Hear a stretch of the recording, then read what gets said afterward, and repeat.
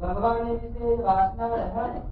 હરે હમ સંવત 1885 ના ચૈત્ર સુધી ત્રીજનો દિવસ શ્રીજી મહારાજ શ્રી ગઢડા મધ્યે કાચના દરબારમાં ગોપીનાથજીના મંદિર વિશે વિરાજમાન હતા ને સર્વ વસ્ત્ર ધારણ કર્યા હતા ને પોતાના મુખારવિંદની આગળ પરમહંસ તથા દેશ દેશના હરિભક્તની સભાવરાની બેઠી હતી. પછી શ્રીજી મહારાજને સુખમુનિએ પ્રશ્ન પૂછ્યો, ભગવાનના બીજા કાંઈ પદાર્થ માત્ર વિશે વાસના ન રહે ને ભગવાન વિશે વાસના રહે તેના બે સાધન જણાય.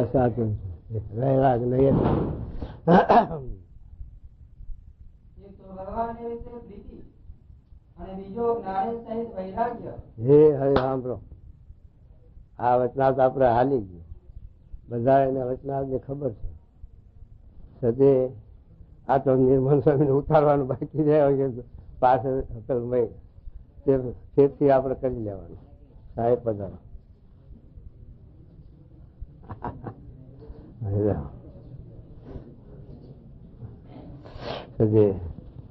એટલે આ વચનાવત મહારાજ આપણે શું સમજાવે છે કે વાસના આ જીવને જો 84માં દેહ ધરવા પડતા હોય તો વાસના ન લઈ. સ્વામીની વાતોમાં શબ્દ લખ્યો કે એક ભાભો હતા, ભાભો આવા ડોહલા. પછી દીકરાની વહુ હતી, ચાકરી હારી કરે, ખવડાવે પીવડાવે, ભાભાનું હાથવે. તે ભાભાને વાસના રહી ગઈ. ભાભો કે દીકરાની વહુ એવી હારી કે એના પેટ અવતાર લીધા જેવો. તે હાથું ભાભો મર્યાને અવતાર લીધો, છોકરાની વહુ ના ઘેર અવતાર લીધો. પછી ભાભો રોયા કરે ને ધાવે નહીં. પછી ગોપાલ સ્વામી ની વાત કરી. ગોપાલ સ્વામી ને વાત કરી કે હા. પછી ગોપાલ સ્વામી સમજી જાય કે ભાભો આયા છે.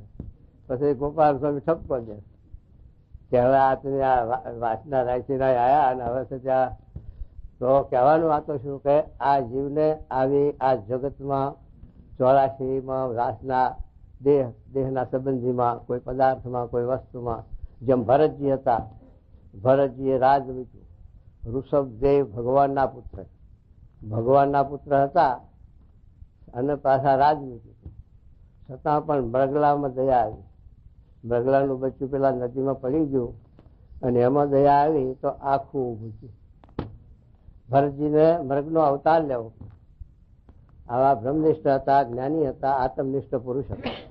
અને મૃગલાના દેહમાં પણ એમને આ ભાન થયું કે હું છે તે રાજ મૂકીને આવ્યો ના મૃગલામાં દયામાં બંધાઈ ગયો તો મારે આ મૃગલાનો દેહ લેવો પડ્યો.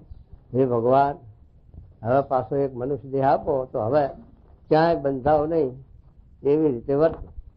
પછી એમને બ્રાહ્મણના કુળમાં અવતાર આપ્યો. પછી જડ બ્રાહ્મણ થકા તે કોઈમાં ક્યાંય વર્તી રાખે ને એમના હમ કોઈ જોયે નહીં. કાંટાની પેઠે રખડ્યા, મળે તો ખાય ને કાંઈ નહીં લેવું. એટલે કહેવાનો એટલું શું કે આવા આ જીવને જ્યાં આશા ત્યાં જવાય. એટલે જ્યાં આપણી વર્તી અંત સમયે વિષયમાં ગમે ત્યાં પદાર્થમાં, લોકમાં, સંબંધીમાં, દેહમાં બંધાય રહી જાય વાસના તો ત્યાં ગતિ થાય. એટલા માટે આ મહારાજ સમજાવે છે કે ભગવાન સિવાય, કારણ કે ભગવાનમાં જો વાસના રહે તો ભગવાનમાં ગતિ થાય. તો ભગવાનના તો જન્મ મરણ નથી. ભગવાન તો નિર્ગુણ સદૈવ છે અને અખંડ અવિનાશી. તો આત્મા પણ અખંડ અવિનાશી થઈ જાય. પછી એને 84માં દેહ ધરવા પડે નહીં. જમપુરી 84 ગર્ભવાસમાં 84 લાખ યોનિમાં દેહ ન ધરવા પડે જો ભગવાનમાં વાસના રહે તો. કારણ કે ભગવાનને દેહ ધરવાનું છે નહીં તો આપણે પણ નિર્વાસનિક થઈ જઈએ. અને બીજે જો આ પ્રકૃતિના કાર્ય વચ્ચે વાંચી રહે તો એ નાશ બનશે. એટલે એમાં નાશ ગમે તેવો તમે દેહ રાજાનો લ્યો તો પણ ખપી તો જવાનું માયામાં 84માં. એટલે એ મહારાજ આપણને સમજાવે છે કે આપણે બધો વ્યવહાર કરો, કામકાજ કરો, બધું કરો, વૈભવ હોય ના હોય, પણ ભગવાનમાં વાસના રાખો, ભગવાનમાં વર્તી રાખો. કેમ કે ભાઈ વ્યવહાર કરવાનો કેમ રહે તો અગતરાઈ આપણી અગતરાઈમાં પર્વતભાઈ હતા. પર્વતભાઈ ખેડૂત હતા. ખેતી વાડી વ્યવહાર બધું હતું, છોકરા બહેરા બધું. છતાં પણ ભગવાનમાં વર્તી. ફાંતેડું હાંકવા ગયા. કે હાથે હાંકતા હાંકતા ભગવાનને માનસી કરે. એ ભગવાન દહીંનો રોટલો, જો ખેડૂતના ઘરમાં શું હોય, આપણે દહીંનો રોટલો ધરાવતા જાય હાથે હાંકતા જાય. તો પેલા બાજુમાં બીજો હાથી વાળો હતો, એને એમ થયું કે આ પર્વતભાઈ ઝોકા ખાય, ઊંઘા છે, એટલે બરજીઓ વીંચે તો બરજીઓ લૂલો થાય અને હાથે ઉભું રહે અને આ બધું દખલ. તે પેલા પરોણો લઈને આમ કર્યું. ત્યારે પર્વતભાઈ આમ ઝબક્યા, ત્યાં હાથમાં દહીં રોટલો હાથું પડ્યો. હતી માનસી, પણ ભગવાને પર્વતભાઈનો મહિમા સમજાવવા માટે આ પરચો દેખાડ્યો કે દહીંનો રોટલો હેઠો પડ્યો. ત્યારે પેલો આમ કર્યું, એને પસ્તાવો થયો કે આ પર્વતભાઈ કઈ ઝોકા ખાતા નથી, ઊંઘતા નથી, પણ ભગવાનની મૂર્તિ મારે છે. તો એ રીતે આ આપણને મહારાજ સમજાવે છે કે આવી રીતે વ્યવહારમાં રહો, પણ વર્તી ભગવાનમાં રાખો, વર્તી ભગવાનમાં વાસના રાખો, તો છે તે ભગવાનમાં ગતિ થઈ જાય આ જીવની. તો 84માંથી ગર્ભવાસમાં ફરે આવવું ન પડે. તો એના બે ઉપાય, એક ભગવાનમાં વર્તી રાખવાના. બે ઉપાય કયા બતાયા કે એક હેત અને એક વૈરાગ. વૈરાગ્ય કરીને એટલે શું કે બીજેથી આપણને વર્તી તૂટી ગઈ હોય, આપણે બીજે રાગ ના હોય તો પછી ભગવાનમાં રાગ થાય, એટલે વૈરાગ. અને હેત, જેમ ગોપીઓને કૃષ્ણ ભગવાનના વિશે હેત, તો બધું ભૂલી જાય, કાંઈ યાદ નહીં. ગાયો દોવા બેઠી હોય તો ભૂલી જાય, રાંધણું ચૂલે ભૂલી જાય, છોકરાને ઠેરવાના ભૂલી જાય, લુગડા બદલવાના ઠેરવા હવરા. એ કૃષ્ણ ભગવાન નમા જેવી વર્તી 24 કલાક. તો એ મહારાજ કહે છે આવી રીતે જો આપણને હેત થાય તો જેમ તે આ ભાગવતમાં આ શ્લોક મહારાજે લખ્યું 54 નામ આત્મબુદ્ધિનું. યસ્ય આત્મબુદ્ધિ કોણ પેત્રી ધાતુ કે સુધી એક શ્લોક લખ્યો. એમાં આ જીવને 4 પ્રકારની આત્મબુદ્ધિ છે. એક દેહમાં આત્મબુદ્ધિ છે, હું કેવો બલાડો ગઈ ગયો કોઠામાં, હું દરબાર એમ ના કરી ગયું. અને આ છે મહારાજ કઢાવે કે હું કોણ, આત્મા અક્ષર બ્રહ્મ. હું આ દેહ નહીં, હું નામ નહીં, મારું નામ નહીં, મારી નાત નહીં, મારું ગામ નહીં. એ મહારાજે આપણને સમજાવ્યું. ગીતામાં પણ બીજો અધ્યાય છે સાંખનો વાંચજો, આ સાંખની વાત કરે. અને સુધી આ મહારાજ સમજાવે કે આ દેહના વિશે જે હું પણ છે કે મારું નામ ફલાણું, મારી નાત ફલાણી, મારું ગામ ફલાણું, એ બધું સપના જેવું. આંખ મીચાય એટલે એમાંનું કોઈ અસ્તિત્વ રહેશે નહીં. નામ નહીં રહે, ગામે નહીં રહે, નાચે નહીં રહે, સંબંધીએ કોઈ નહીં રહે. આંખ મીચાય એટલે રહેશે કોઈનું? માટે એ વિચાર કરવાનો. અને એમાંથી આવા તો 84 લાખ યોનિમાં કેટલાય વાર આપણે જે ધર્યા, એમાં કોઈનો સંબંધ રહ્યો નથી, રહેવાનો નથી, તો આ ક્યાંથી રહેશે? તો આ આંખ મીચાય એટલી વાર છે.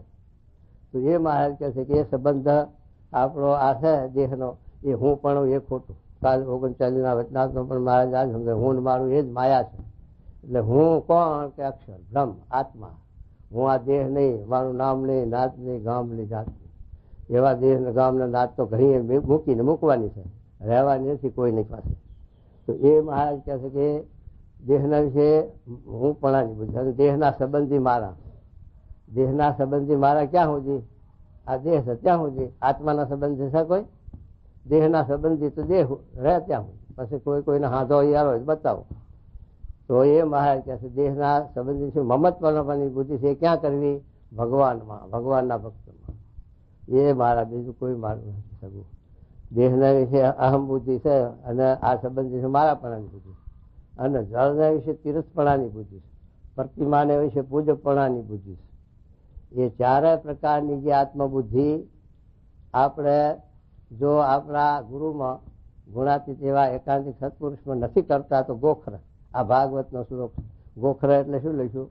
પશુ. એ પશુનો દેહમાં પાડશે. તો આ મહારાજ આપણને સમજાવે. તો આ છે જે આત્મબુદ્ધિ દેહમાં છે, દેહના સંબંધીમાં છે, જળમાં છે, પ્રતિમામાં છે. એ આત્મબુદ્ધિ આપણે ક્યાં કરવાની છે? કે ભગવાનના એકાંતિક સત્પુરુષમાં. આ છે તે ભાગવત, ગીતા, વચનાવત, આ બધા શાસ્ત્રો આ આપણને નિશાન બતાવે છે. પછી આપણે બીજે વર્તી રાખીએ એટલે આપણે આ ગતિ થાય 84માં. તો એ મહારાજ કહે છે કે હેતનું અંગ અને વૈરાગનું અંગ, એ બે કરીને ભગવાનમાં વર્તી રહેશે. પણ તે સિવાય કોઈ ત્રીજો ઉપાય છે આ પ્રશ્ન કર્યો. તો ત્રીજો ઉપાય ત્યાં બતાવે છે મહારાજ નિયમનો. જે નિયમ પાળવા, શાસ્ત્રની મર્યાદા પ્રમાણે જે વર્તવું, ગ્રસ્ત અને ગ્રસ્તાના નિયમો અને ત્યાગીના નિયમો, જે ભગવાને અને વેદની મર્યાદામાં જે છે તે નિયમો બાંધ્યા એ નિષ્કંટક. તમે ઉભાંગળ હાલો તો કાંટા વાગે, કાંકરા વાગે, બધું થાય, પણ તમે માર્ગે હાલો તો એ ના ઉપાધિ આવે. એમ તમે આ શાસ્ત્રની વેદની મર્યાદા મૂકીને ઉભાંગળ હાલો, સ્વામી કહે ઘટિત ના ઘટિત, પરણીને 5 સ્ત્રીઓ કરો તો એ બાદ શાસ્ત્ર ના પાડે, પણ કોકના ઘરમાં પહેલા માથું ઉડે, એ મારે ખોટો. ગ્રસ્તાશ્રમ કરો, પરણીને પણ તમે 5 સ્ત્રીઓ રાખો તો શાસ્ત્રના બંધન નિષેધ નથી, પણ કોકના ઘરમાં પહેલા નિષેધ તો માથું ઉડાડે, એ અઘટિત થયું. બટ આ મર્યાદા. હા, મારે કે પરધન પથ્થર જાણીએ, પર શ્રી માત સમાન, એટલું કરતા જો હરી ન મળે તો તુલસીદાસ કે છે હું જમાન છું. આ તુલસીદાસ બોલી જાય છે. 400 વર્ષ પહેલાની વાત છે. તુલસીદાસને 400-450 વર્ષ થવા આવ્યા. એમને તુલસીકૃત રામાયણ બનાવી છે, અને એ આ સાખી બોલે છે કે પરધન પથ્થર જાણીએ. ગ્રસ્તના માટે હો, ત્યાગીના માટે નહીં. ત્યાગીનો નિયમ જુદો આવે છે. પરધન પથ્થર જાણીએ, પર શ્રી માત સમાન, એટલું કરતા હરી ન મળે તુલસીદાસ કે હું જમાન છું, જાઓ. અને ત્યાગીને લખ્યું નિષ્કુળાન સ્વામી, કે એ તો દોયેલું સોયેલું છે. આજે તજીએ દોય દામ વામ, વામ એટલે શ્રી અને દામ એટલે પૈસું, લક્ષ્મી અને શ્રી. તજીએ દોય દામ વામ, નિષ્કુળાનંદ કહે નિશંક થઈને પામીએ હરિનું ધામ. નિષ્કુળાન સ્વામી વહેલા છે કે ત્યાગી શ્રીને દ્રવ્ય આ દુનિયામાં ભગવાને પેદા કર્યું જ નથી. ત્યાગીના માટે આ દુનિયામાં શ્રીએ નથી અને દ્રવ્ય નથી, પૈસા નથી. એ દ્રષ્ટિ ત્યાગીની થાય તો જ છે તે મોક્ષ, નકર નહીં અધોગતિ. આ વાત મહારાજે આ નિષ્કુળાન સ્વામી લખી, મહારાજે તુલસીદાસે લખી. એટલા માટે આ મહારાજ નિયમની વાત કરશે. શું કે સાંભળો, જુઓ. ભગવાનના બીજા માહિત પદાર્થ માત્ર વિશે વાસના ન રહે. હા, ભગવાન વિશે વાસના રહે, તેના 2 સાધન જણાય છે. 2 સાધન. એક તો ભગવાન વિશે પ્રીતિ, ને બીજો જ્ઞાન સહિત વૈરાગ્ય. આ 2 સાધન છે. 2 સાધન છે. એ 2 સાધન તો જેને અતિશયપણે ન વર્તતા હોય ને ભગવાનનો નિશ્ચય ને વિશ્વાસ તો હોય, એવાને પણ ભગવાનની વાસના રહે અને બીજા પદાર્થની વાસના ન રહે, એવો ત્રીજો કોઈ ઉપાય છે? ત્રીજો આ ઉપાય, 2 તો ઉપાય બતાવ્યા, હેત અને વૈરાગ. પણ હવે ત્રીજો ઉપાય કોઈ થાય એવો કે જે સતી ભગવાનમાં જ વાસના રહે, બીજે ક્યાંય વાસના આપણી રહે નહીં. તો શું કે સાંભળજો. શ્રીજી મહારાજ બોલ્યા છે એ પ્રશ્ન ખરો ને, એ 2 સાધન કરીને ભગવાનની વાસના રહે ને બીજા પદાર્થની ન રહે એ ખરું. અને જો એ 2 સાધન ન હોય તો એને ભગવાનના અન્ય પદાર્થની વાસના ન ટળે. માટે જીવતે દુખ્યો વર્તે ને ભગવાનનો નિશ્ચય છે, માટે મરે ત્યારે એનું કલ્યાણ ભગવાન કરે. અને ભગવાનના અન્ય પદાર્થની વાસના ટાળ્યાના જેમ 2 સાધન છે, ત્રીજું પણ એક છે. તે શું?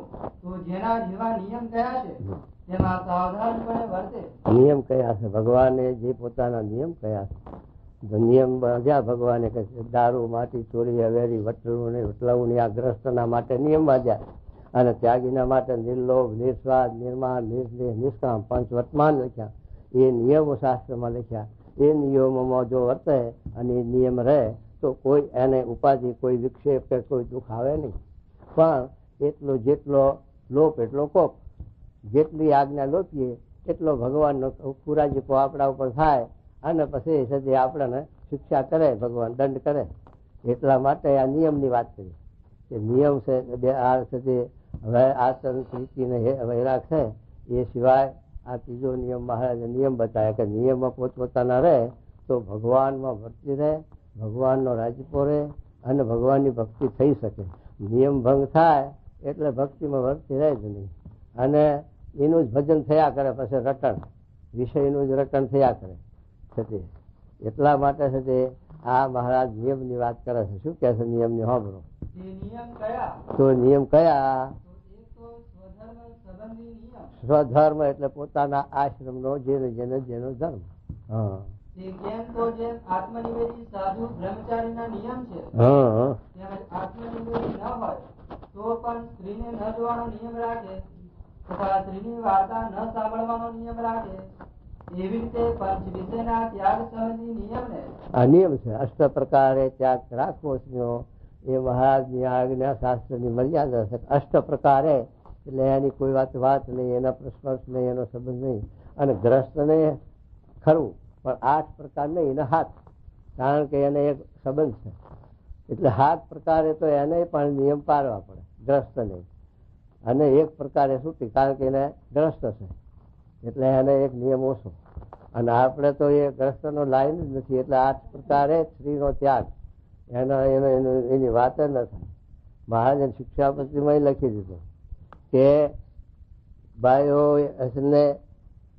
ભક્તોની વખાણ કરવા હોય તો સમગ્ર સભાના વખાણ કરવા, પણ વ્યક્તિગત કોઈનું નામ લઈને પ્રશંસા કરવી નહીં, કારણ કે એમાં આપણી વર્તી ચોંટી જાય.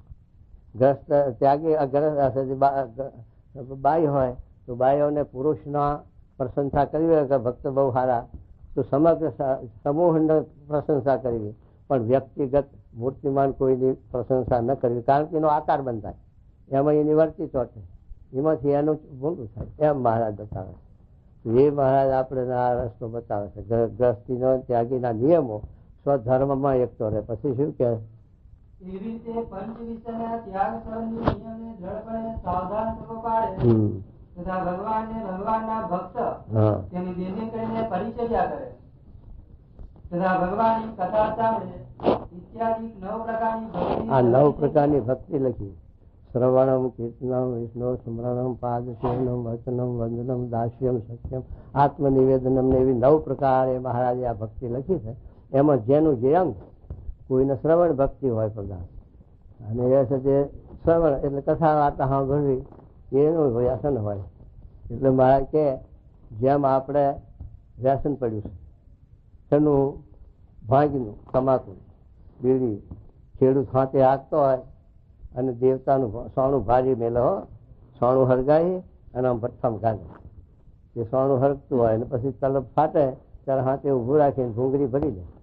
અને પણ જો સાણું એ હોલાઈ ગયું હોય દેવતા તો બીજે જુએ, 2 ખેતરો આ કોઈનું હાથે ફરતું હોય તો ત્યાં જાય, હાથેરું ઊભું રહે, ભલે બધી હેઠા દે પણ ત્યાં પહોંચે, અલ્યા ભાઈ કઈ બાકસ છે દેવતા જો આ તલબ છે, તલબ હક ના લેવા દે. વ્યસન એવું છે. એટલે વ્યસન માત્ર એવું, કોઈને અફીણનું, કોઈને બીજું. અમારે અફીણનું આ ગામમાં ગરાખ હોયા બધા અફીણમાં, અને બેકાર થઈ ગયા. અફીણનું, ગાંજાનું, સુકાનું વ્યસન છે. અને સિનેમા જોવાનું એ વ્યસન છે, કઈ ચાનું એ વ્યસન છે. કોઈ વસ્તુમાં વ્યસન નહીં રાખવું. રોટલા વગર ના ચાલે, રોટલાનું વ્યસન થાય, બીજું બધું ફેલ, અને બીજું બધું છે એમ તું બંધન કાઢે.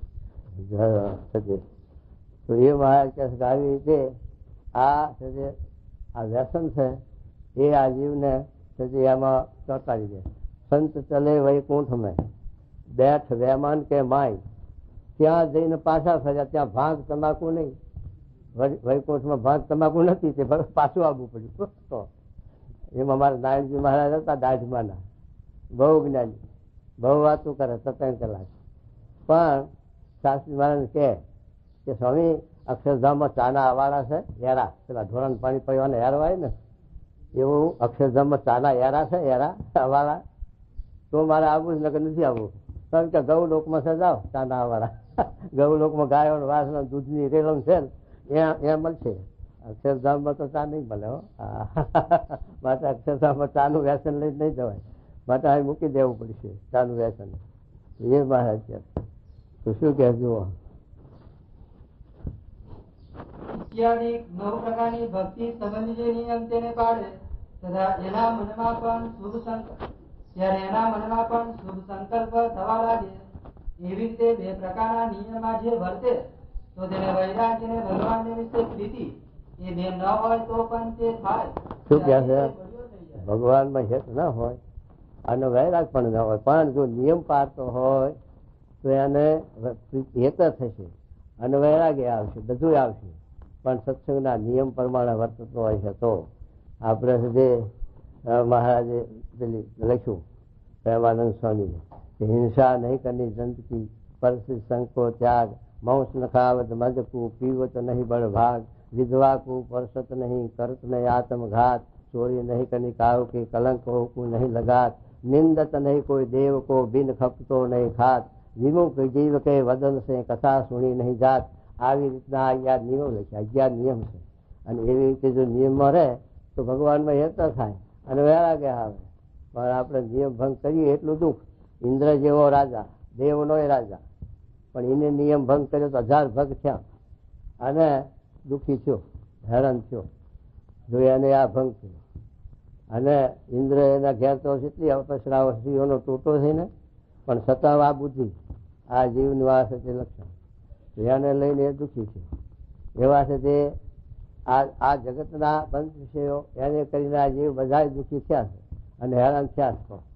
તો એ મહારાજ કહે છે કે આવી રીતે જે છે તે આ દેવતાઓ હતા, દેવો હતા, ચંદ્રમાં લ્યો હા તે ગુરુની સ્ત્રી ઉબાડી ઉપાડી ગુરુની, તો એને જો દશા ખંડિત થાય.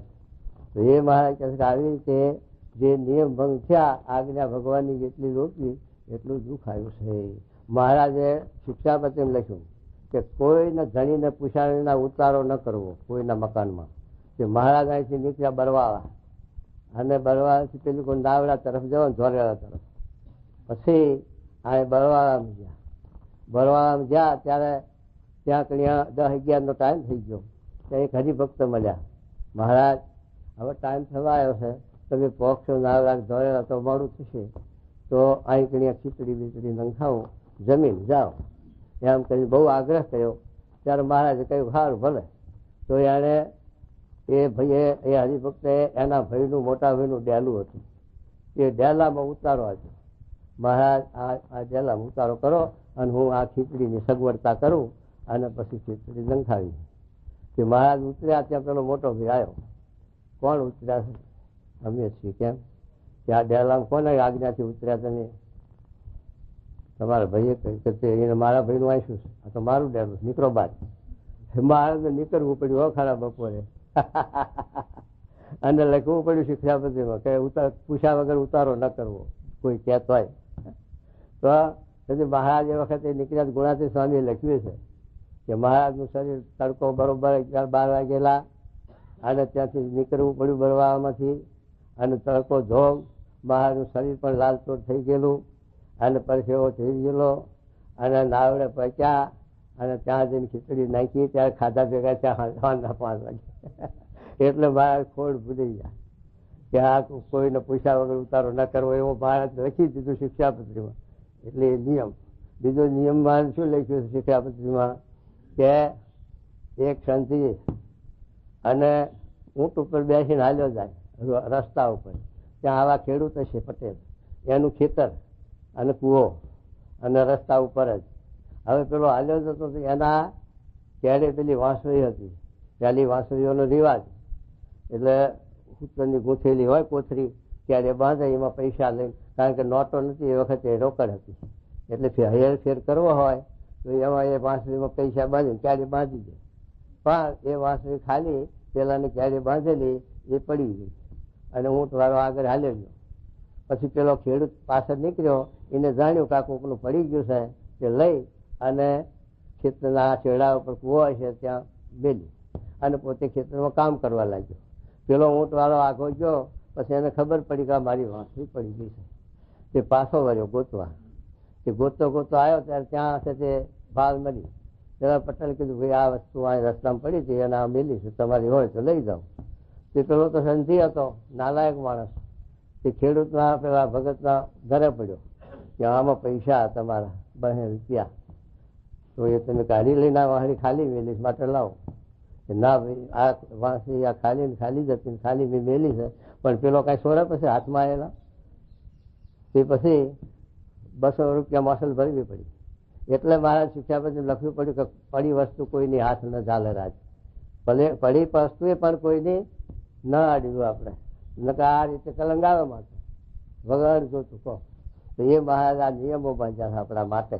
તો એ આપણે નિયમથી આગળ આગા પાછા વધીએ એટલે દુઃખ આપે. જેમ ચોપડો પેલો વચના બાંધ્યો હોય પછી શકંદામાં ઘાલે ને પછી પાનું જરાય આટલું આગુ પાછું કપાઈ જાય ફટ્ટર. એમ શકંદામાં કઈ આગુ પાછું પોલું ન ચાલે તો પડે જ્યાં કાપી નાખે સીધું ડટ. એમાં એવો એ મહારાજ આપણને કહે છે કે નિયમ આવી રીતે જો આપણે ભગવાનના નિયમમાં રહીએ તો ભગવાનમાં વર્તી રહે, આપણી રેત રહે અને જગતમાંથી વેરા પણ થાય. પણ નિયમ ભંગ કરીને પછી જગતના પંચ વિષયમાં આસક્તિ રાખીએ તો અધોગતિ જોવામાં જાય.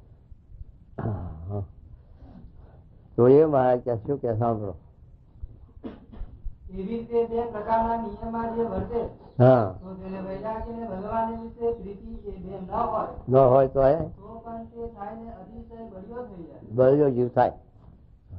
અને પદાર્થમાં અશુભ વાસના ચડીને ભગવાનની વાસના દિવસે દિવસે વૃદ્ધિ પામતી જાય છે. જો હા મારે કહે છે કે અશુભ વાસના એટલે જગત સંબંધી જે વાસના છે એ શુભ હોય કે અશુભ હોય પણ મૂળ સત્ય નાશવંત. એટલે અશુભ વાસના એ ક્યારે નાબૂદ થાય કે આ જે રીતે ભગવાનના નિયમ પાડીએ તો થોડે એ વાસના નાબૂદ થઈ જાય અને આ ભગવાન સંબંધી સત્સંગ સંબંધી આપણા જીવ બંધાય અને પછી આ જીવ 84 માંથી મુક્ત થઈ જાય. આ 84 માંથી મુક્ત થવાનો આ મહાજ ઉપાય બતાવે. આ જીવ 84 માંથી તો ગર્ભવાસમાં લખ્યું ભાગવતમાં આ અધ્યાય આખો 31મો લખ્યો છે, ત્રીજા સ્કંદનો. ભાગવતના ત્રીજા સ્કંદનો 31મો અધ્યાય વાંચજો. એમાં ગર્ભવાસમાં જીવ ભગવાનની પ્રાર્થના કરે, જયારે ભગવાન એને સમૃદ્ધિ આપે છે અને ગર્ભવાસનું જે ત્રાસ શ્વાસ ન લેવાય અને માસ જે ખારું ખાટું ખાય એ બધું શરીરને બરતરા ઉઠે અને મૈલિકોર મૂંઝવણનો પાર નહીં. એ ગર્ભવાસમાં જમ પૂરી કરતા ગર્ભવાસ વહમો છે 8 મહિના 9 મહિના માના ઉદરમાં જે કાઢવા જીવને એ તો છે તે ત્યાં હોય ત્યારે તો ભગવાને વિસ્મૃતિ મેલી છે એટલે આપણને એનું ભાન નથી રહેતું. પણ છે તે દુઃખનો વાત છે તે કહેવાય નહીં એટલી બધી. એ જીવ ભગવાનની પ્રાર્થના કરે છે, એ ભગવાન આ દુઃખમાંથી આ નરકમાંથી મને હવે એકવાર બચાવો તો હવે તમને હું ભૂલીશ નહીં. પણ ભગવાન કહે છે કે આવો તો મેં કરોડો વાર લાખો વાર બચાવ્યો પણ મહીથી બહાર આવ્યા કરી હું થઈ હું આય ને તું ત્યાં તારે મારે કાંઈ વાંધો યાર નહીં. ભગવાનને ભૂલી જાય માટે આ ફેર તને છૂટો ન કરું. આ ફેર તો છૂટો ક્યારે કરું કે જમાન આપે તારે. એવા લુચાના જમાન કોણ થાય? સારા કોઈ થાય? સારા માણસ લુચાના જમાન કોણ થાય? પછી જમ થયા યમરાજ કે અમે જમન થઈએ પણ એને શિક્ષા કરીએ. અમે પોલરા જમાન લખ્યું. પોલરા એટલે શું કે અમે એને આ છે ભગવાનની ભક્તિ કરાવીએ એ અમે જવાબદારી નહીં પણ એને શિક્ષા કરવાના જવાબદારી ખરા. તો આવી રીતે છે આવું ગર્ભ 31મા અધ્યાયમાં ગર્ભવાસનો આ જીવ છે એ ભગવાનની પ્રાર્થના કરે છે અને છૂટવા હારું એ આ લખ્યું છે. એટલા માટે છે એ મહારાજ આપણને સમજાવે છે કે ફરીનું એ છે તે જવું ન પડે માના ઉદરમાં ગર્ભવાસમાં. એના માટે ભગવાનમાં વર્તી રાખવી, એના માટે ભગવાનને સંભાળવા, ભગવાન ભજવા અને નિયમો ભગવાનની આજ્ઞા પાડવી. એ આજ્ઞા અને ભગવાનની ઉપાસના બે છે તો ભગવાન આપણી રક્ષા કરશે. તો એ વાત કહે છે. શું કહેશું? પછી વળી શ્રીજી મહારાજને સુખમુનિએ પ્રશ્ન પૂછ્યો. હવે સુખમુનિ સ્વામી સુખ સ્વામી પ્રશ્ન પૂછે. સુખ સ્વામી કોણ હતા? મહારાજના હજુરી, મહારાજની ટપાલ ને બધું એ જ સંભાળતા અને મહારાજના હજુરમાં રહેતા. તો શું કે સાંભળો? હા, ક્રોધ કેમ આવે? ક્રોધ શાથી ઉત્પન્ન થાય? આપણે દરેકને ક્રોધની ઉત્પત્તિ થાય છે. સંબંધી હોય, આ ઘરમાં ગ્રસ્ત હોય પણ કયું ના કરતા છોકરા તેના ઉપર ક્રોધ થાય. છોકરાને મન ધાર્યું ના થાય, છોકરાને ક્રોધ થાય સંબંધીઓ ઉપર. એમ આ ક્રોધનું નિમિત્ત છે. આપણે જે છે તે કંઈ ધાર્યું હોય આ શક્તિ અને એમાં કોઈ આડું આવે, એમાં કોઈ વિઘન કરે તો જરૂર ક્રોધ પાછો ઉભો થઈ જાય. કહો અને એ ક્રોધ હશે તે આ ભૂંડામાં ભૂંડો. માનમાંથી એ ક્રોધ આવે, માનનું ખંડન થાય તો ક્રોધ આવે. દક્ષને શું થયું? દક્ષને શંકર ભગવાન વિના જમે થાય પણ દક્ષ સભામાં આવ્યા ત્યારે બધા ઉભા થયા પણ શંકર ના ઉભા થયા. શંકર કઈ પર્વતીમાં છે કે શંકરને કે મારો હારો છે મારે શું ઉભું થવું એમ છે. શંકર ના ઉભા થયા પણ દક્ષનું માથું ગયું અને એટલી પછી શંકરને ગાળો દેવા બેઠા.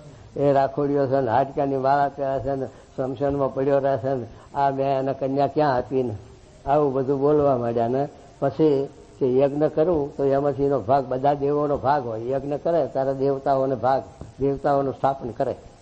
પણ શંકરનું સ્થાપન ન કર્યું. અને બીજો કોણ યજ્ઞ કરે? શંકરનો ભાગ કાઢી નાખીને તો પોતે કર્યો. દક્ષે યજ્ઞ કર્યો ત્યારે ખબર પડી પાર્વતીને કે મારા બાપને ત્યાં યજ્ઞ છે. તો શંકરને કે હાલો આપણે જઈએ. તો શંકર કે આપણે જવા જેવું નથી, આપણને આમંત્રણ નથી. કે મારા બાપને ઘેર જવું આમંત્રણ શું કરવાનું, માટે હાલો. પણ આપણે ન જવાય. તો કે તો હું જઈશ, તમે ના આવો કાંઈ નહીં. કે શંકર ના સમજાયા તો સમજાય શ્રીની જાત ખરા ને, કે ના સમજ્યા ને ગયા. પણ ત્યાં ગયા એટલે કોઈ આદર સત્કાર ન કર્યો, બોલાવી નહીં. હા દીકરી પધારી, બહુ સારું, આ પધાર એમ કોઈએ કીધું ને. પછી બ્રહ્માએ વળી પાછા શંકરને આ તમે માથું હાજુ કરો, પાછું બકરાનું બેહાડ્યું.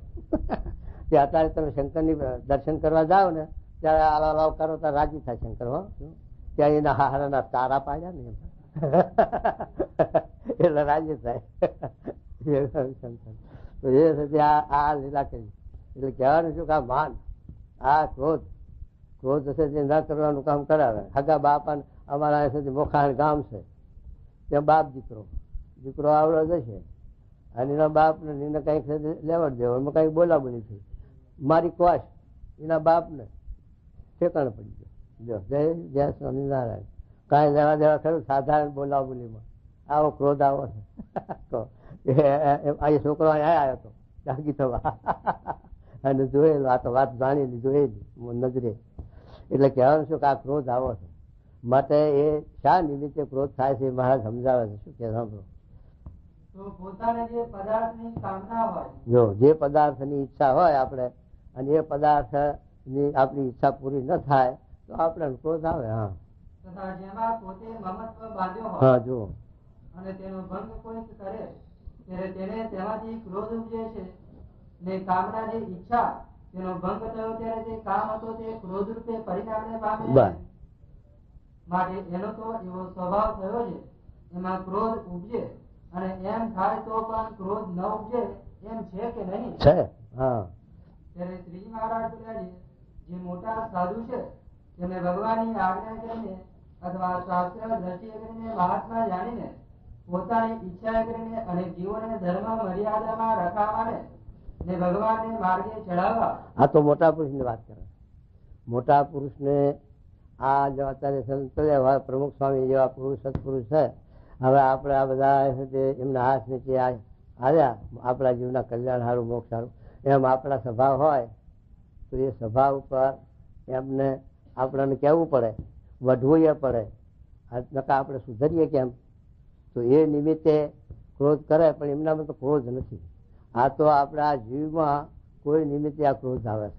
પણ એમાંય પણ આપણે ક્રોધ ટાળવાનો આ ઉપાય એક તો ભગવાનની પ્રાર્થના કરવી, અને એ આપણે સાથે આપણને એ અહમ છે કે અમારું કીધું કેમ ન કરે, મારા હાથ નીચે છે, એટલે એ આપણને અહમ છે.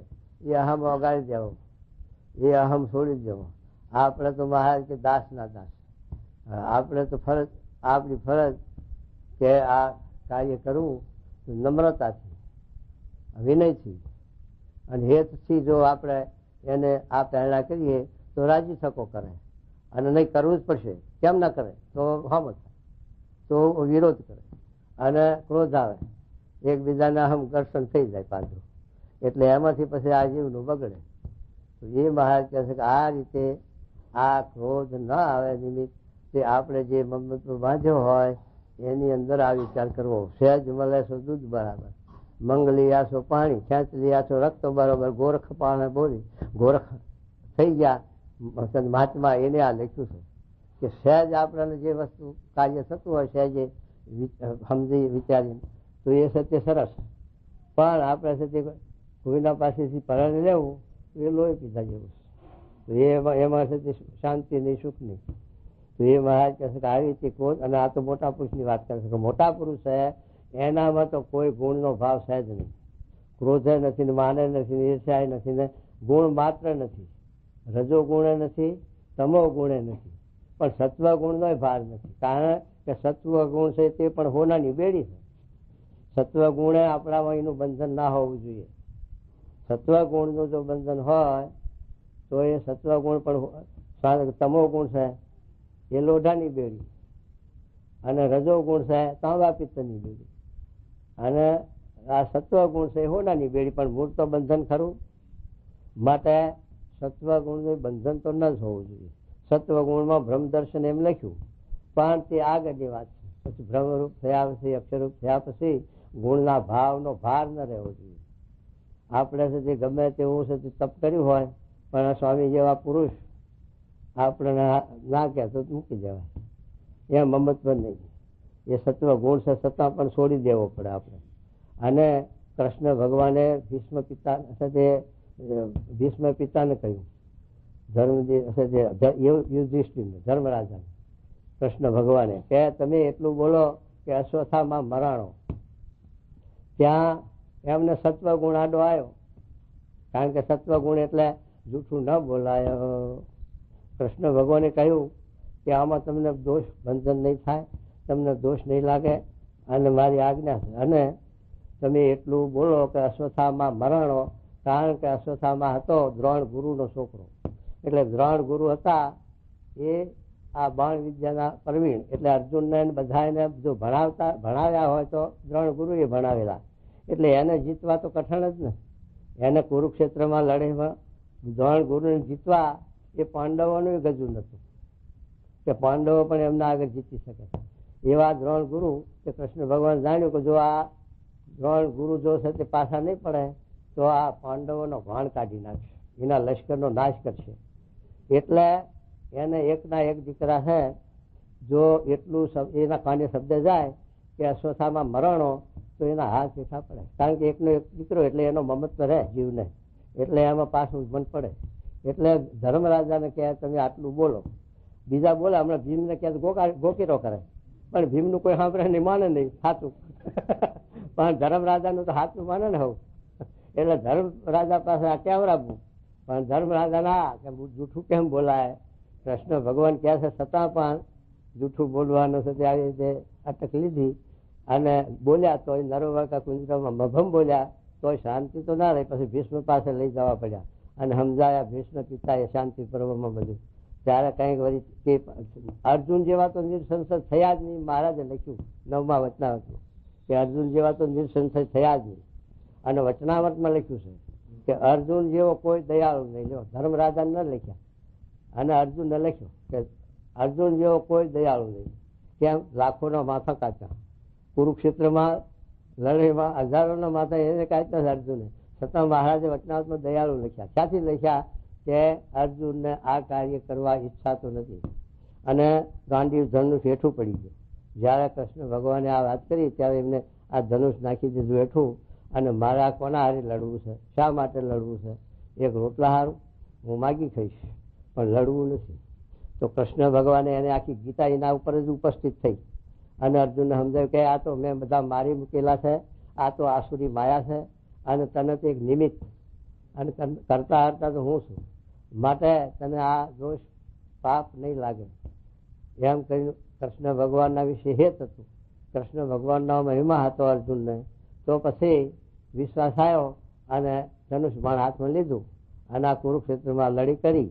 પણ છતાં ભગવાન મહારાજે એને દયાળુ લખ્યા, એટલે એને દોષ બંધન નહીં. જો એ સત્વ ગુણમાં બંધાણા નહીં, ભગવાનમાં બંધાણા. અને ધર્મરાજા સત્વ ગુણમાં બંધાણા. માટે એ ગુણની, સત્વ ગુણની પણ બેડી છે. માટે જયારે ભગવાન કે મોટા પુરુષ આપણને આજ્ઞા કરે ત્યાં પછી આ જોવાનું નહીં. ત્યાં જોવા જઈએ તો પછી આ બેડી આડી આવે. એ મહારાજ કહે છે, શું કે સાંભળો.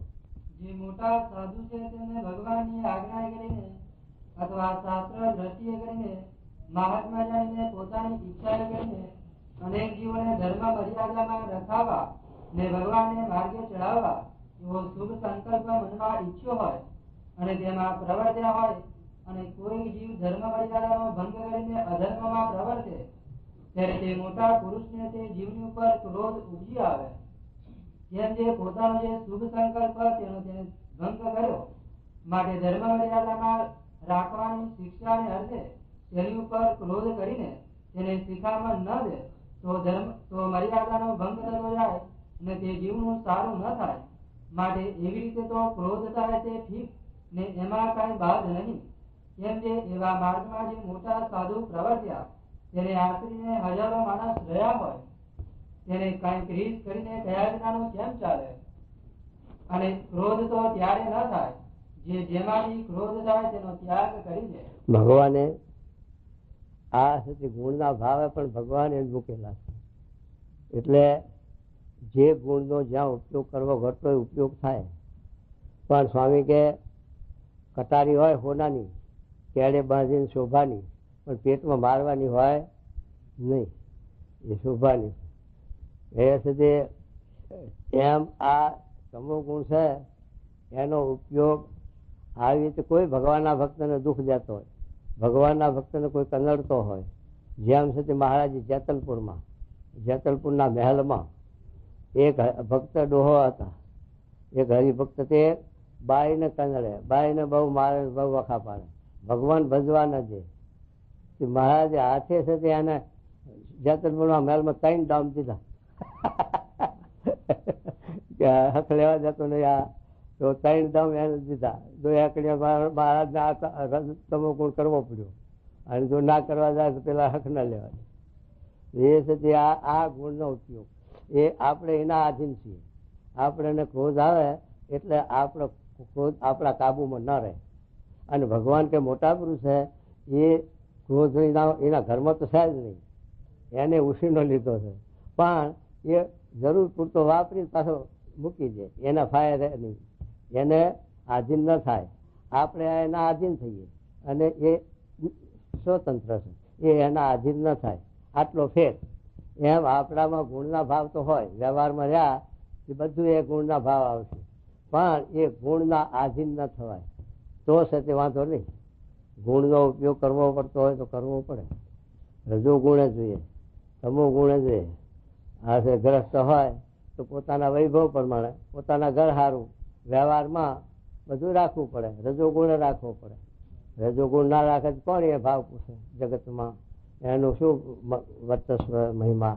એટલે મહારાજે પણ લખ્યું પંચાળાના 5મા વચનાથમાં, જ્યાં માન રાખવું ઘટતું હોય એટલું માન રાખવું એ ખરું, અને જ્યાં ન રાખવું ઘટતું હોય તો ન રાખવું, એમ લખ્યું.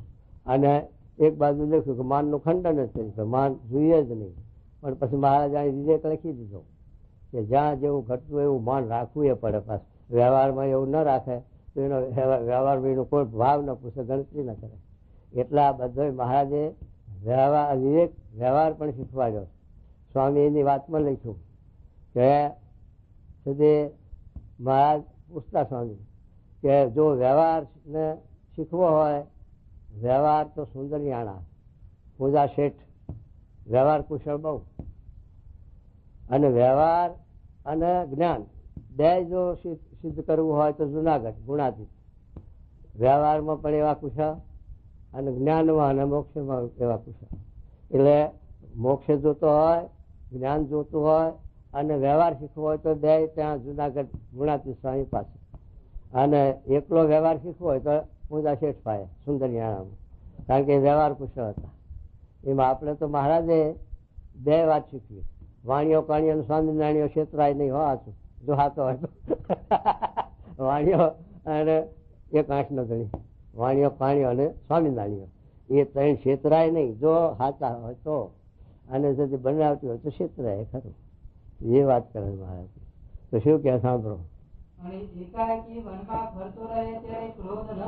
હવે વનમાં રહે જેમ વર્ગનું રહે એમ એકલ સંગી ને એકલ વનમાં રહે ત્યાં પછી ગુણના શું ભાવ આપે એ ગુણનો ગુણ. અમારા સ્વામીની વાતમાં લખ્યું. સ્વામી કે એક હરિભક્ત એક જણાએ પૂછ્યું કે સ્વામી ગુણાતી સ્વામીને કે સ્વામી અગસ્ત ઋષિ હતા, એમના આશ્રમમાં 12 ગૌ સુધી માયા વ્યાપે નહીં. 12 ગૌ ફરતી એના આશ્રમમાં માયા ન વ્યાપે એવા એ ઋષિ હતા. અને તમે તો આ તમારું અક્ષરધામ અને તમે તો અક્ષરનો અવતાર, અને તમારા જગ્યામાં માયા કેમ વ્યાપે એટલે બહે ત્રણ હે રહેતા હતા સાધુ નહીં. તે પછી ઝાઝા વાહન ભેગા હોય તો ખખડે કે ના ખખડે, સાચું કહેજો. બોલા બોલ્યા થાય, કોઈને કેવા સાંભળવાનું થાય, બધું થાય એમ. એટલે જુનાગઢ આ સ્વામીને પૂછ્યું, તાર સ્વામી શું વાત કરી કે અગસ્ત્યસિંહ જંગલમાં રહેતા હતા, ત્યાં એકલા હતા. ત્યાં કોના હારે ઝાડના હારે અથડાય ચાલશે. પણ જુનાગઢમાં તો મંદિરમાં ત્રણે છે મુવાસ. એ ત્રણે છે એમાં પછી બધા ગુણાતીત થઈને બેઠા છે. દેહના ભાવે હોય અને ગુણના ભાવે દેખાય જણાય, એટલે આ થાય કરશે. એટલે એ મહારાજ છે. તો એ જયારે સમૂહમાં, આ સમૂહ શા માટે મહારાજ ભેગો કર્યો છે કે આપણું ઘડતર થવા માટે. જો આપણે એકલા રહેતા હોય તો આપણું ઘડતર શું થાય, તો આપણને ઘર્ષણ ક્યાંથી થાય ખબર પડે. પણ આ સમૂહમાં રહીએ ત્યારે આપણા સ્વભાવની, આપણી પ્રકૃતિની, આપણા ગુણની ખબર પડે અને ત્યારે આપણું ઘડતર થાય કે આટલા સમૂહમાં રહેવું અને લીંબુના પાણી જેવું બધામાં ભરી જવું, આ સાથે ઘડતર છે. તો એ બધાના સ્વભાવમાં, બધાના સ્વભાવને કરી જાય. કોઈનો સ્વભાવ એને આડો ના આવે. એ હવના સ્વભાવ હવને ભારે, પણ પોતાને કઈ એની અસર નહીં. તો છે તે સમૂહમાં ઘડતર કહેવાય. તો એ મહારાજ સમજાવે છે. શું કહે જુઓ?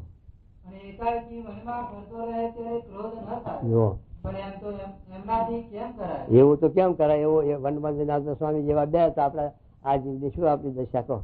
એટલા સારું તો ભગવાનના મોટા પુરુષ લોકમાં આવતા હોય. કેમ કે મહારાજની એ ઈચ્છા હતી.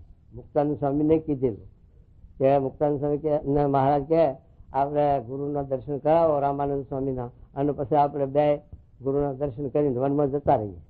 તે મહારાજ કે અત્યારે પણ અમારી રુચિ તો એવી ને એવી રહેશે, વનમાં રહી એવી. પણ આ હજારો જીવ અમારા જોગે આ સુધી ભગવાન ભજે છે, એને જોઈને અમને એ ઠીક કે આ હજારો જીવનું કલ્યાણ થાય છે, મોક્ષ થાય છે.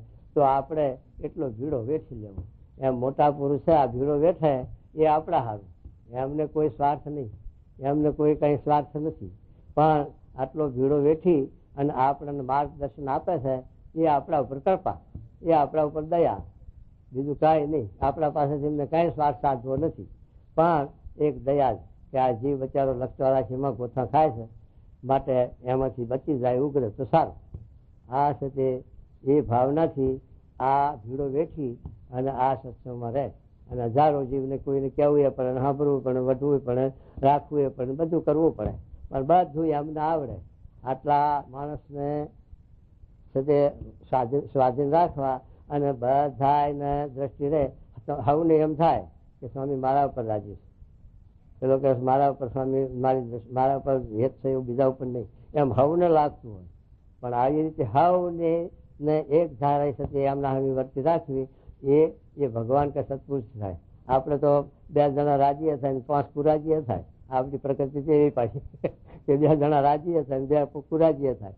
આ તો બધાની એક દ્રષ્ટિ, બધાને સત્ય રાજી રાખવા એ ભગવાન સિવાય અને આવા મોટા પુરુષ સિવાય કોઈનામાં આવી શક્તિ હોય નહીં. આપણા ઘરમાં તમે વિચાર કરો ને, 2-4 દીકરા હોય ને ભાઈ હોય ને કુટુંબ 5-10 માણસ ઘરનું હોય, પણ એ 15 માણસ ઘરના કુટુંબને ચલાવવું કેટલું કઠણ પડે.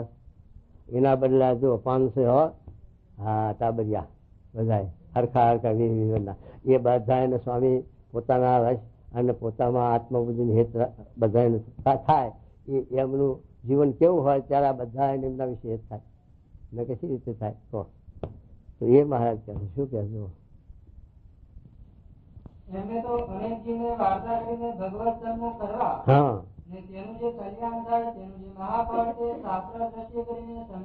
કારણ કે એક જીવને ભગવાનના માર્ગે ચડાવે એટલે એ જીવ અનંત વાર ગર્ભવાસમાં જન્મ મરણ માંથી બચી ગયો.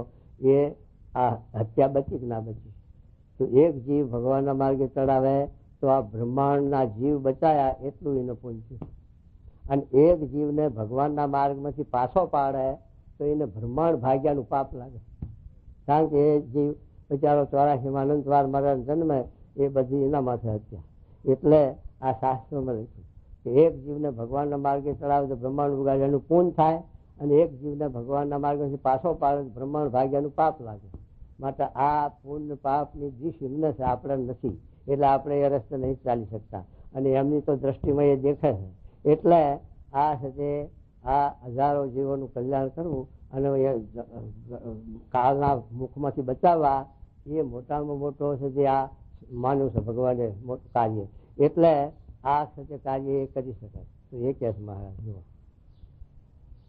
તેનું જે કલ્યાણ થાય તેનું જે મહાફળ છે શાસ્ત્ર દ્રષ્ટિએ સમજ્યું છે તથા એવી રીતે જે ભગવાનની આજ્ઞા તેનું મહાત્મા જાણ્યું છે. માટે ક્રોધ થાય તોય પણ એ જે પોતાનો શુભ સંકલ્પ તેનો ત્યાગ કરે છે. એમનો પોતાનો આ જે શુભ સંકલ્પ છે, શુભ સંકલ્પ શું કે હજારો જીવને ભગવાનના માર્ગે ચડાવવા અને હજારો જીવનું કલ્યાણ થાય, હજારો જીવનો મોક્ષ થાય, અને આ સાથે તો એ મોટું કાર્ય માન્યું. પછી એમાં કોઈને કેવું સાંભળવું થાય, એ ગુણના ભાવ દેખાય પણ એ ગુણના આધીન નથી, એટલે એને એ સુધી બંધન નથી અને એ માનતા નથી ને કે આપણે આ ક્રોધ આવ્યો, એવો ક્રોધ આવ્યો એવું માનતા નથી. તો કેવા ઘટતું એટલું કઈ પાછા વળી જાય. અને અમારા નિર્ગુણ સ્વામી હતા, એ તો જોયા હોય તો તમારે ખબર પડે. નિર્ગુણ સ્વામી ધકી ગયા હોય પણ પાછા હેત કરે પાછા, અને બોલાવે એને ખવડાવે રાખે બધું કરે, રાજી કરે પાછા. ક્રોધ કર્યો હોય તો કરી લે અને પછી પાછા રાજી કરે. એટલે બે એવું નિર્ગુણ સ્વામી કરતા. કારણ કે સમય આમાં આવ્યા હોય અને એ વખતે પેલા ગોદડાની તાણ રાતે 11 વાગે નિર્ગુણ સ્વામી ફરે આશે ને આશે, અને કોઈ બે ઓસંગ એક મેલ્યું હોય, એક પગ હેઠળ મેલ્યું હોય, બે પાથર્યા હોય કરીને હાલવી, એક સાથે બચારો અખબાર એમને પડી ગયો હોય. એટલે નિર્ગુણ સ્વામી આ ધંધો કરે, પેલાનો ભાઈ વધારે હાલવીને પડ્યો એના ભાઈ લઈને પાસે પેલું ના હોય એને આપે, આ બધી સંભાળે રાખે. એટલે વટવું પડે, કેવું પડે, બધું કરવું પડે. કહો તો એ થાય. અને વળી જેને કોઈ મોટા સાધુ સંગાથે હેત થયું હોય, જો હા, ને જેને વિશે પોતાના કલ્યાણ થવાનું સ્વાર્થ માન્યો હોય, કોઈ મોટા પુરુષ હેત એટલે આપણે જોગી પ્રમુખ સ્વામી માં હેત થયું, આત્મબુદ્ધિ થઈ અને આપણે એમના થકી આપણા જીવનું રૂડું થાય, મોક્ષ થાય, કલ્યાણ થાય એ માન્યું છે. તો એમ જાણતો હોય કે આ સાધુથી મારું સારું થશે, આ સ્વામી થકી જ મારો મોક્ષ છે, કલ્યાણ છે. તો એવો જે હોય તેને ક્રોધનો સ્વભાવ હોય તો પણ તે મોટા સાધુ પર એને કોઈ દિવસ ક્રોધ ન થાય. આપણે સ્વામી પાસેથી કલ્યાણનું, મોક્ષનું, આત્માનું રૂઢ થવાનું સ્વાર્થ સાધ્યો હોય, માન્યો હોય તો પછી ક્રોધ આવે ખરો? મન આવે ખરું? સ્વામી આગળ મન રહે? ક્રોધ આવે? જય કનુભાઈ સાહેબ પધારો, જો દક્ષિણા ડોક્ટર ને દક્ષિણા હાલ્યા વગર ઇન્જેક્શન ના મારે પાછા. હે એમ ના કરે. મને કરી દીધું એક વખત ગોંડલમાં, ગાડી હોય મારી મારે. અરે આ સાધુથી જ મારું સારું થશે, હા એમ એવો જે હોય તેને ક્રોધનો સ્વભાવ હોય તો પણ તે મોટા સાધુ પર એને કોઈ દિવસ ક્રોધ ન થાય. જો થઈ ગયું. આપણે સ્વામી ઉપર ક્રોધ આવે, સ્વામી આપણે ભલે વધે રખે, સ્વામી ગમે તે આપણે છે તે, તો પણ છે તે આપણને સ્વામી ઉપર ક્રોધ આવે નહીં. કારણ કે સ્વાર્થ માન્યો કે એમના થકી જ આપણું કલ્યાણ છે, એમના થકી જ આપણો મોક્ષ છે, અને એમના થકી જ આપણો ઉદ્ધાર છે. તો આ દેહનું એ જતન એમના હાથે છે, આત્માનું એ કલ્યાણ એમના હાથે. તો પછી એમના ઉપર આપણને ક્રોધ આવે નહીં, કારણ કે સ્વાર્થ મનાવવાનો. આપણે કોઈના પાસેથી આપણો તે દુશ્મન હોય તોય પણ અફીણનું બંધન હોય અને ઈજારો એના ફાયો હોય તો પછી જવું પડે કે નહીં? અને એ માટે ક્રોધ રાખે અને રીહ રાખે તો પગ ગહાવા પડે બંધનને લઈ. માટે એ મન મૂકવું પડે. એમાં જગતમાં આ મોક્ષના માર્ગમાં પણ ભગવાન આગળ કે આવા મોટા પુરુષ આગળ આપણને કોઈ પ્રકારનું માન કે રહે જ નહીં. ક્રોધ ના આવે, માન ના આવે, કશું ના આવે. બધા સ્વભાવ ટાળી નાખવા પડે. તો એ કે મહારાજ ને એ ક્રોધ ને મૂકી છે એમ પણ ક્રોધ જાય છે, અને પદાર્થના લેનદેન સારું તે તુચ્છ પદાર્થને અર્થે જે સાધુ સંગાથે ક્રોધ કરે છે. હવે આ મહારાજ કે છે કે આપણે આ સમૂહમાં રહ્યા તો આપણે બધી વસ્તુ જોઈએ, ઝઘડું, ખાવાનું, પીવાનું, પદાર્થ, તો એ વાત કરે છે મહારાજ કહે છે કે આ સમૂહમાં રહ્યા તો આપણે લેવા દેવામાં તો આપણને ક્રોધ આવે. માટે એકણીયા આ જાણ પણ રાખવું પડે. એકણીયા બુદ્ધિ આપણી કામ કરે કે આપણે નિર્માણી થવું પડે, નિર્માણી પણ માગવું પડે. વળી કોઈ ઘડી ચેડી મોર કહેતો પણ વાત જોવી પડે. ત્યાં ઉતાવળ ન ચાલે અને ક્રોધ ન ચાલે.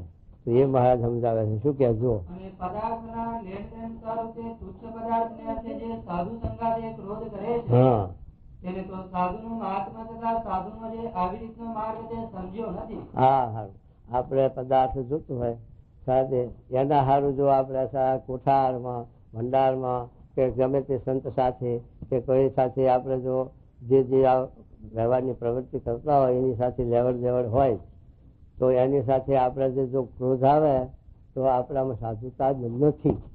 સાધુનો માર્ગ જડ્યો જ નથી. અહીંયા ક્રોધ થાય જ નહીં.